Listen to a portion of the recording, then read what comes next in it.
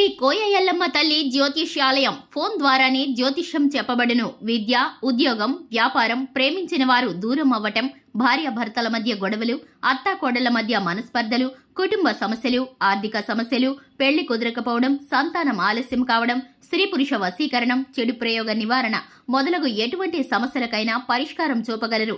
స్త్రీ పురుషులకు ఎటువంటి సమస్యలున్నా నమ్మకంతో కాల్ చేయండి.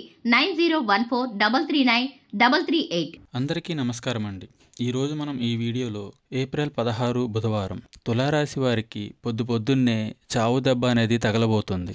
ఇటువంటి ఊహించని హఠాత్ పరిణామాలు జరగబోతున్నాయి. మరి ఈ రోజున వీరికి ఎలాంటి పరిణామాలు సంభవించబోతున్నాయి, వీరికి కలగబోయే శుభ అశుభాలు ఏంటి అనే వివరాలను ఈ వీడియోలో మనం వివరంగా తెలుసుకుందాం. వీడియో నచ్చితే ఖచ్చితంగా లైక్ చేయండి. అలాగే మన ఛానల్ని కొత్తగా చూస్తున్న వారు వెంటనే సబ్స్క్రైబ్ చేసుకోండి. ఇక వీడియోలోకి వెళ్ళిపోదాం. ఇక ఈ రాశి వారు ఈ రోజున సర్వసాధారణమైన ఫలితాలను మాత్రమే పొందుతారు.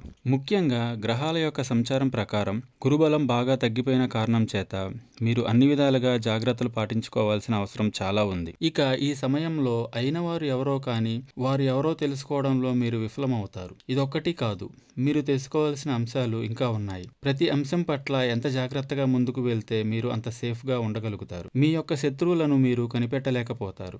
మీకు నిజ నిజాలు తెలియక శత్రువుతోనే చెయ్యి కలపాల్సి వస్తుంది. కాబట్టి ఈ విషయంలో కొంచెం అప్రమత్తంగా ఉండే ప్రయత్నం చేయండి. ఈ రోజు ఈ రాశి వారికి గౌరవ మర్యాదలు తగ్గుతున్నట్లు అనిపిస్తుంది. ఇక మీ మాటకు విలువ అనేది లేకుండా పోతుంది. ఇలాంటి సమయంలోనే మీరు ప్రశాంతంగా ఉండాల్సి ఉంటుంది. కోపతాపాలకు పోయి ముఖ్యమైన వారిని అలాగే అయిన వారిని దూరం చేసుకోవద్దు. శత్రువులను పసిగట్టే ప్రయత్నం చేయండి. మీకు మరొక ముఖ్యమైన విషయం చెప్పాలి. ఏంటంటే కొన్ని సమయాల్లో కీలకమైన నిర్ణయాలు తీసుకోవాల్సి వచ్చినప్పుడు మీరు చురుగ్గా పనిచేయలేకపోతారు. కొత్త అంశాల పట్ల చాకచక్యంగా వ్యవహరించలేకపోతారు. దీని మూలంగా మీరు వివాదాల్లో చిక్కుకోవాల్సి వస్తుంది. అలాగే ఆశించిన లాభాలను అందుకోలేకపోతారు. అందుకే ముఖ్యంగా వ్యాపారస్తులు ఈ రోజు మొత్తం కూడా జాగ్రత్తగా ఉండాలి.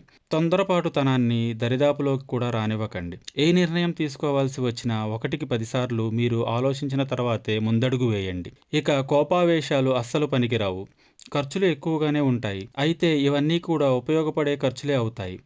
మొత్తం మీద ఈ రాశి వారికి ఈ రోజు మొత్తం ఎంత జాగ్రత్తగా ఉంటే అంత మంచిది. ఇక మీరు ప్రతిరోజు కూడా మీకు ఇష్టమైన దైవారాధన చేస్తూ ఉండండి. అంతా కూడా మీకు శుభం కలుగుతుంది.